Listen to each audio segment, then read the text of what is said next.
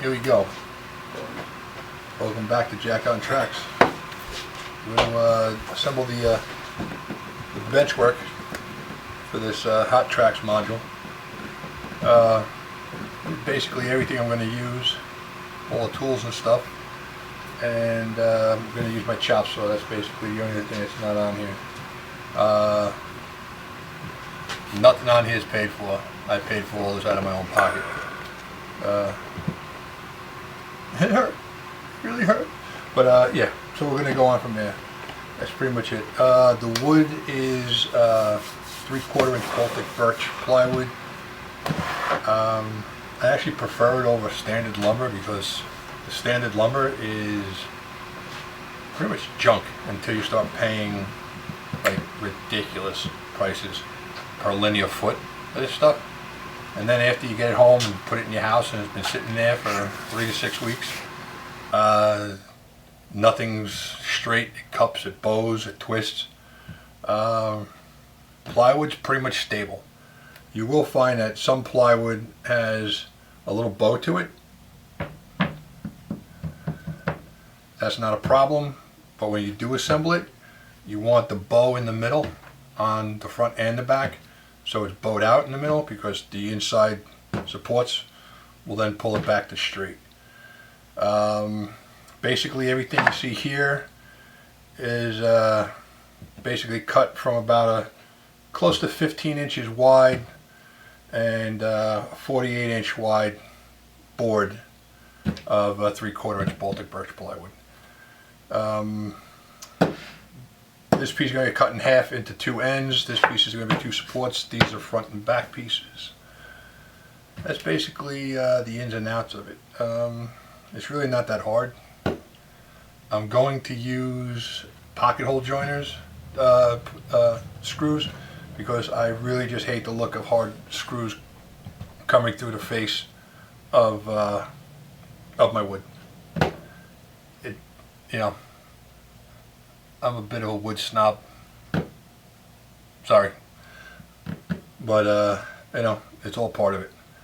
So I'm going to go and cut these 2 pieces to the measurements. They're going to be, get this one, they're going to be 24 1/16 long.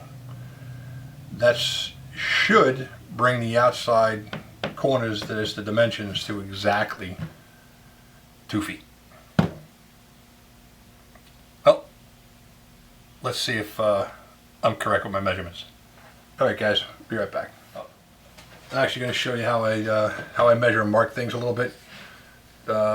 Some people prefer a pen, a pencil. I'm doing some woodworking and watching a bunch of YouTube channels. I kind of came to like doing it this way, and that's by using a scribe or a knife. You can, I feel you get a much more accurate line, and as long as you remember what side of the line to cut on, you're going to get a nice clean line, nice clean mark.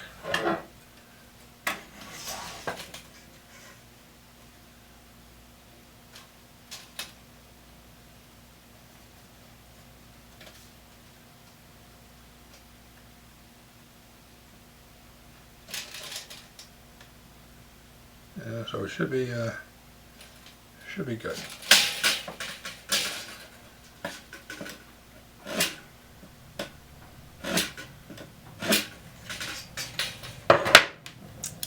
All right, that's how I mark it. Right back, I'm gonna go whack this stuff up. Well, here we are, everything cut, and we're gonna use the Craig pocket hole tool. If you do decide to buy this set, I do recommend you get the Craig clamps that go with it. They work really good. I tried an aftermarket brand, not so much. These work really well with this. It's designed for it. There is an adjustment, but I haven't adjusted it. So what you're going to do is you're going to find the inside of your boards. This one over here, a little rough. Clean it up, see how it looks.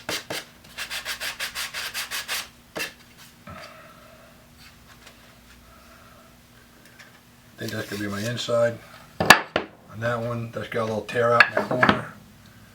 A little rough over here. But it's an entrance. I'm not going to really notice it, so we're going to leave that. These are going to be my insides. Those, it doesn't matter. You ain't going to see them unless you're laying on your back. Alright, so here we go. It is relatively simple. Trying to get the clamp in the middle of the tape, in the middle of the board. Clamp it down. Take the drill that comes with the set. Drill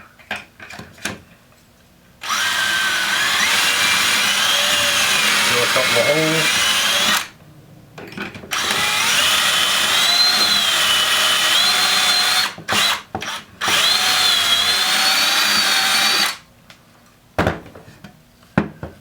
A little messy, but it is what it is. If you don't want to make a mess, don't get into model railroading. There's a whole lot of mess to be made. Line these up.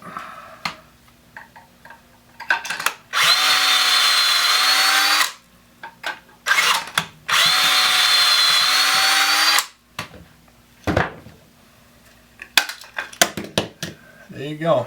That's one. Couple more to go.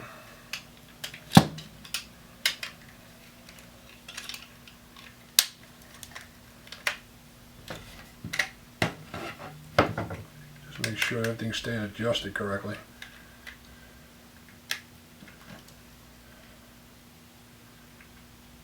Before.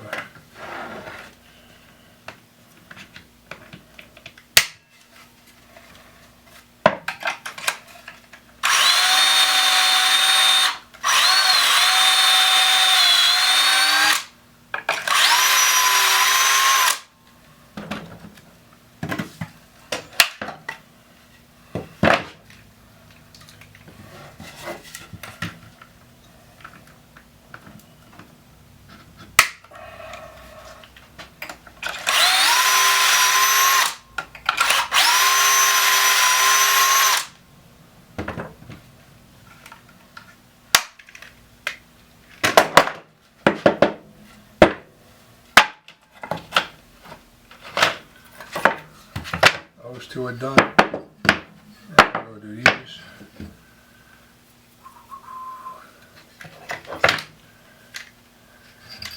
Now these I'm going to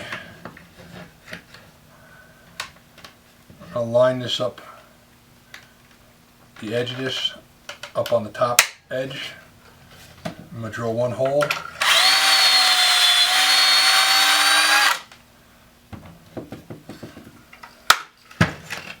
Bring it down, and I'll line it up with the bottom edge.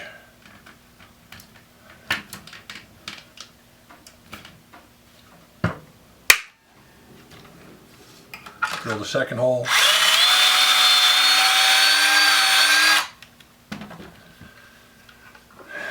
And repeat. Basically going to do that on all these.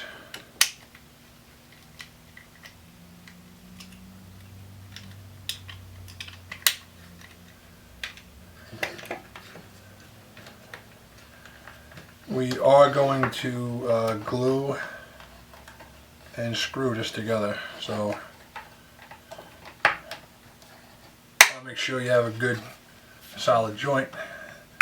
If you so want, you could put another hole in the middle.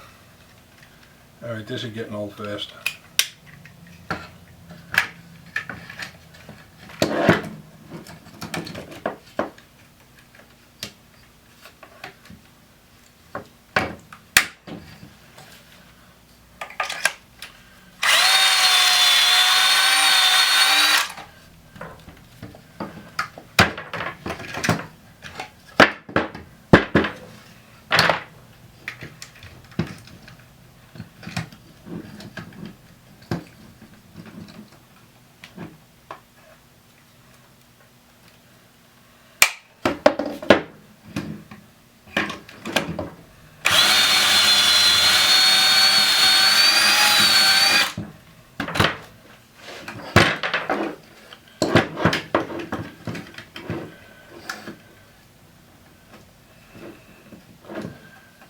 There's one thing, you are going to make a lot of man glitter.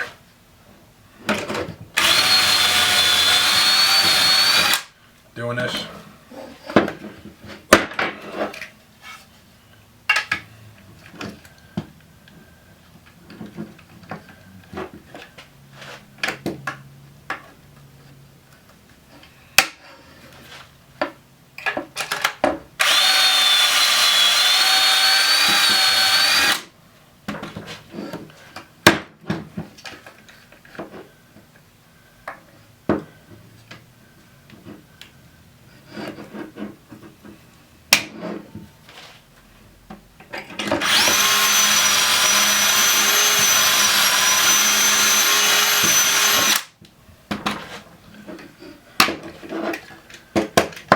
That's basically that.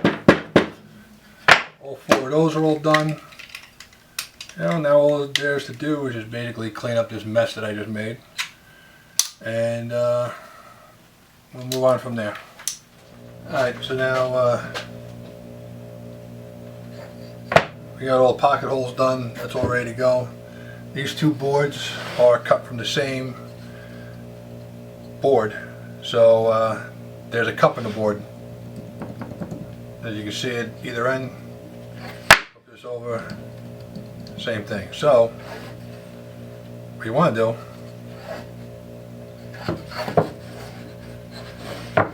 you want to put it together so the bow both in the middle of both pieces.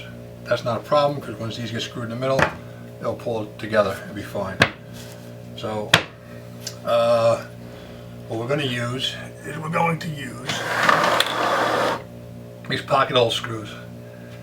It recommends using 1 inch, but I found that with the plywood, especially this stuff, that the 1 1/4s work better, and they actually don't pull through.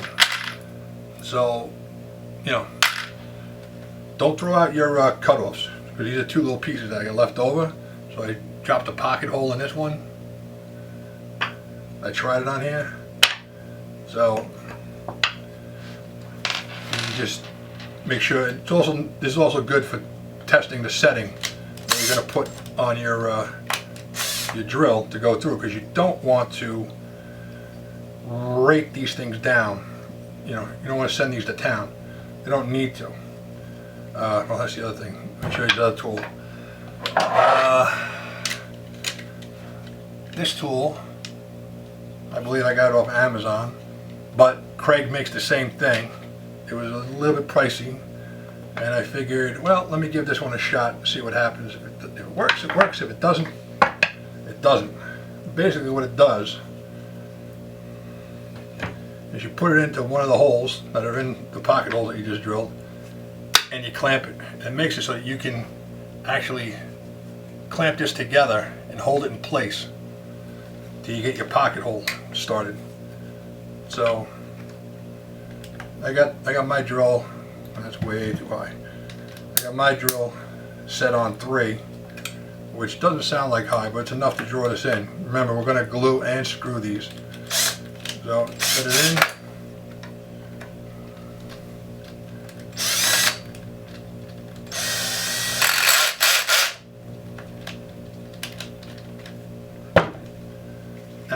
You got one in there, and it's nice and up there. You can still manipulate the board just a little bit if you had to.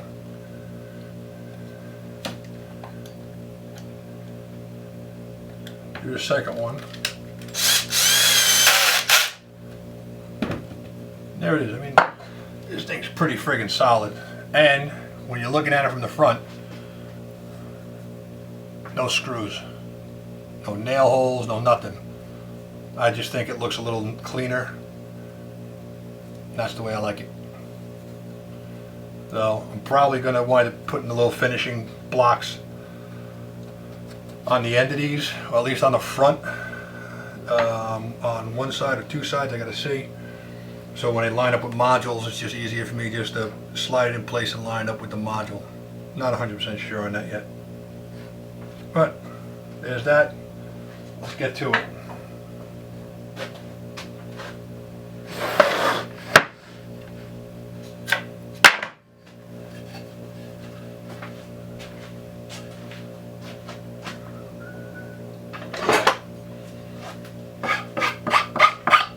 You want to clean the fuzzies off the end over here. Make sure I got a good seal. As you can see, I'm using Tite Bond. I got a couple of containers that are almost empty, so I'm just going to use these up. I prefer Tite Bond.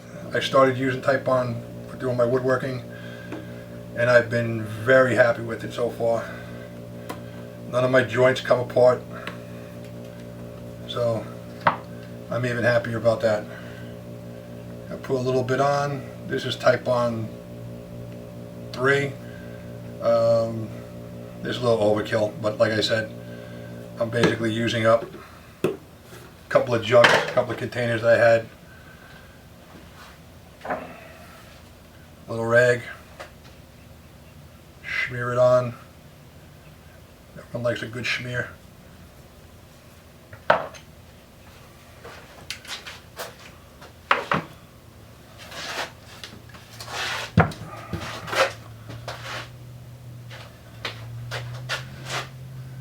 this off the side of the table a little bit. Line these up.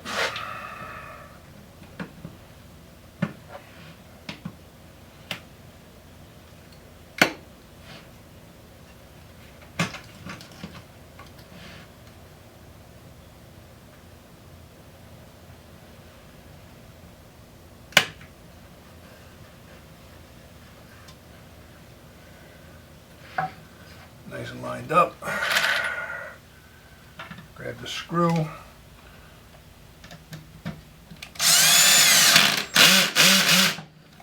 Yeah, a little bit of squeeze out in there. That's fine. That's what you want. Some guys use enough glue to glue the entire thing together, the whole thing together, on each joint. Reality, just a little bit of glue will do. Wipe your squeeze out on the outside, on the inside. That works. Now we'll come over this side, and let me just flip this around.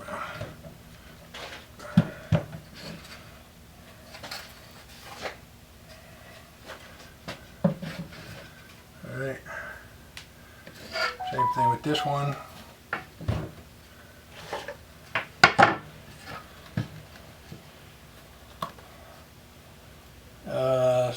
Nice little bit of glue.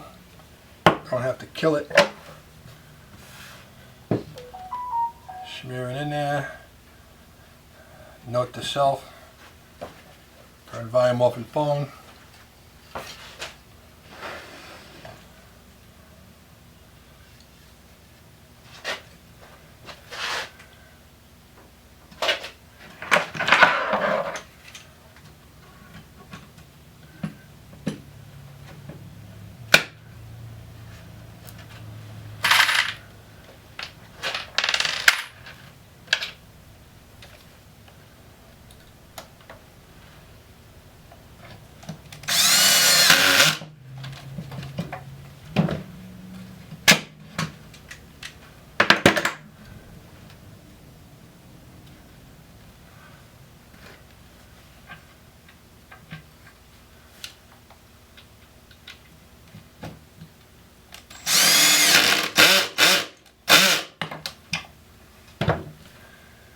Alright, that's that. Now, with those two done, this gets a little bit easier. And now you can just lay these on the sides. Lay this up on the side over here.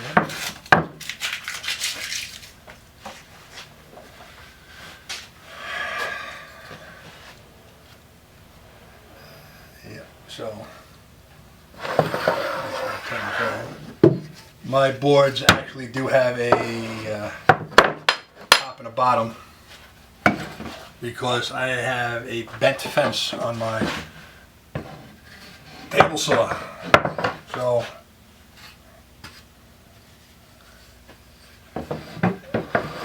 I get these weird cuts.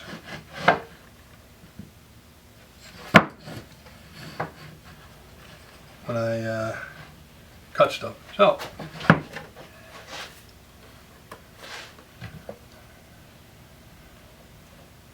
no more glue.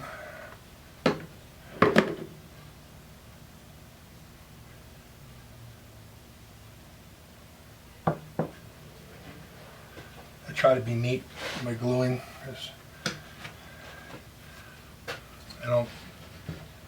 I don't really paint wood. I don't paint wood.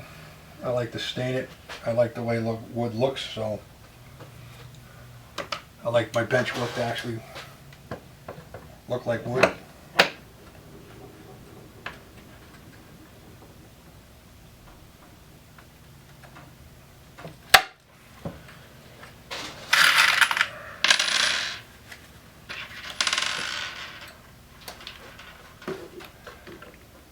But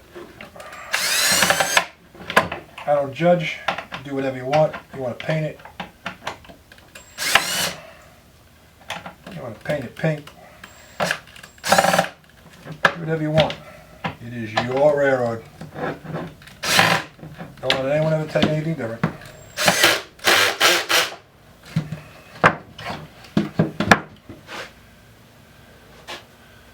But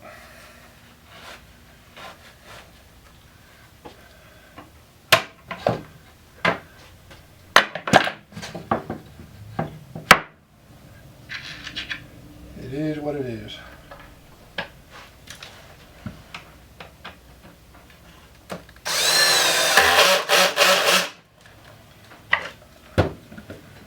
Squeeze out, and then we'll clean up there. Yuck, get a little in there. Alright, so I'm going to do this side next.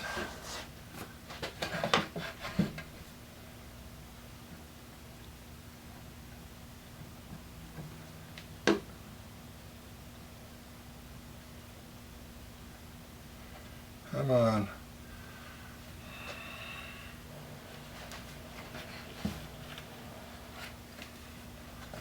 So,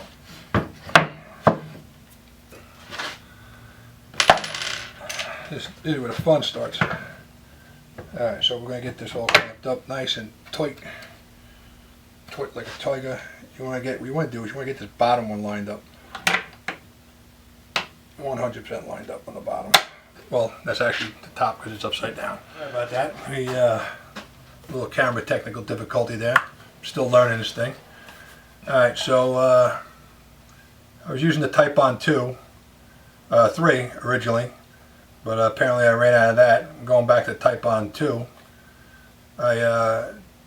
This is actually a little bit easier. Type-On 3 is kind of really loose and a little runny sometimes, but it's good for, it's supposedly waterproof. So, something you're going to put outside. You know, I guess use the 3. I really haven't built anything that goes outside. Also, you can use Gorilla Glue, that poly stuff, that polyurethane stuff that expands, bubbles up and stuff like that. That works really good. That stuff is real solid. I don't recommend using that on your outside stuff, the outside fascia boards and stuff like that, because you can get it'll expand out, and once that stuff dries, man, that stuff is dry. It ain't it will soak into the wood, and if it soaks in, you know, it's hard to stain it. But if you're painting, you know, it doesn't really matter. Like I said, I personally prefer to stain. I'm probably going to stain just the front of this and paint the sides and the back. Not 100% decided on that yet. So, I mean, I will say this tool really does come in handy for doing these pocket holes. And there goes my clamps. I was going to try using clamps and put this up on clamps, but This is actually working out. This is actually working out really good for me, so we're gonna stick with this. Come on.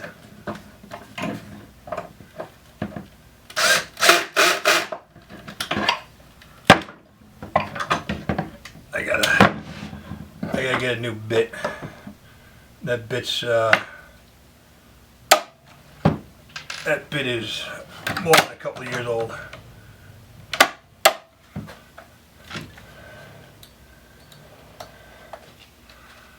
But it works.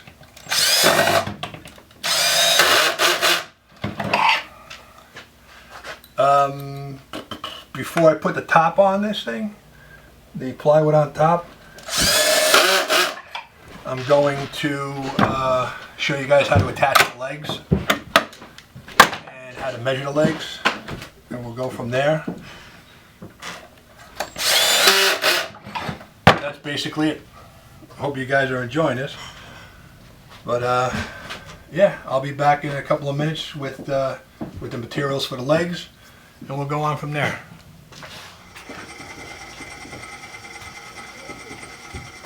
So we're done gluing and screwing all that stuff together, so we're gonna move on to legs. I'm trying something new on this setup. And I'm actually going to glue blocks into the corners to have a set out, offset from the ends, and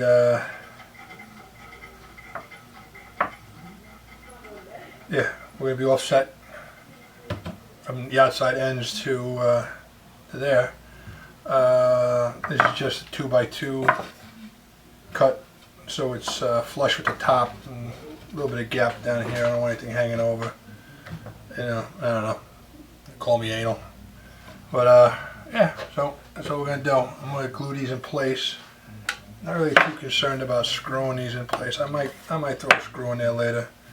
But right now I just want to, I'm just going to get them up in place here. Still got a little bit of that Gold Bond, Type Bond 3. Yeah, rub this on and get your shorts off. Alright.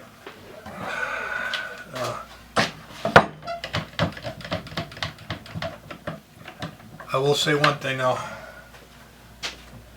If you're going to build a mile layout or any type of woodworking or anything like that, go to Harbor Freight, man. These aren't actually Harbor Freight clamps. These are a set that I had from before. I bought the Harbor Freight ones, but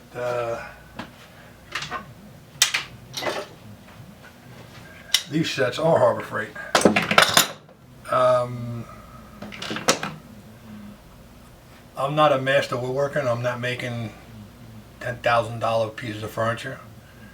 And for what you can buy one of those, you can get two of these. And when you start to get into the high-end stuff, like the Jets and the some of the other companies, for one of those, same size, you can get 4 of them at least.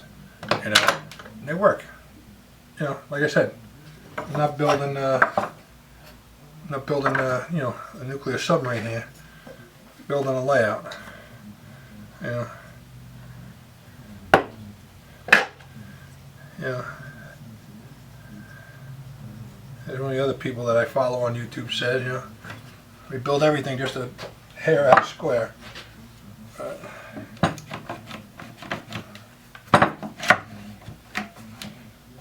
Clamp those puppies down.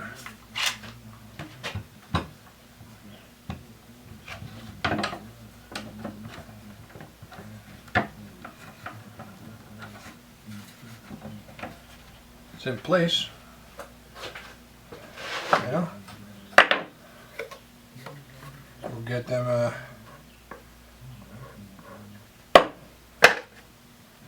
these bad boys in.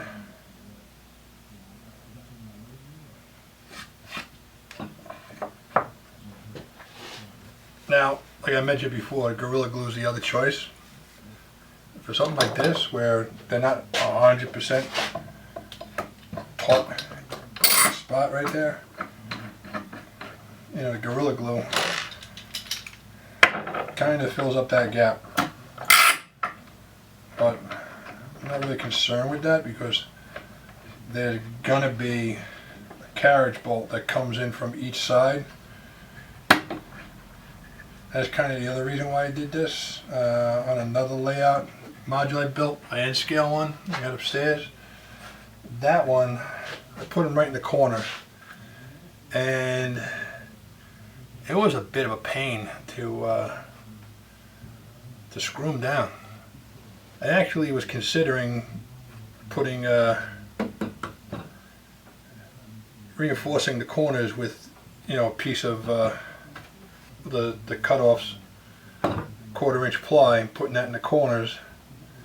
You know, making an L, but instead of, you know, just screwing it the opposite way, so it's a little sturdier. But that's overkill for what we're doing here. Yeah, let these set up. Let me go back over this wall over here and get more clamps. I do have plenty of clamps. Well, that's a straight lie right there. I don't have plenty of clamps. You're never going to hear a woodworker ever tell you they got plenty of clamps. You're definitely not going to hear woodworkers say they have enough clamps. That's one thing. You can never have enough clamps. Alright. Like I said, you see it's dripping off. That's why I like so I think the Gold Bond 2, Type Bond 2 is a little easier to use. I really don't use a lot of the Type Bond 3. It just happened to be that I bought that for some reason. I bought it for something, and I just got left over. So, help if that was unscrewed. You can't tighten it down when it's locked all the way down, right? You really don't have to crank this thing all the way to Jersey. It's really not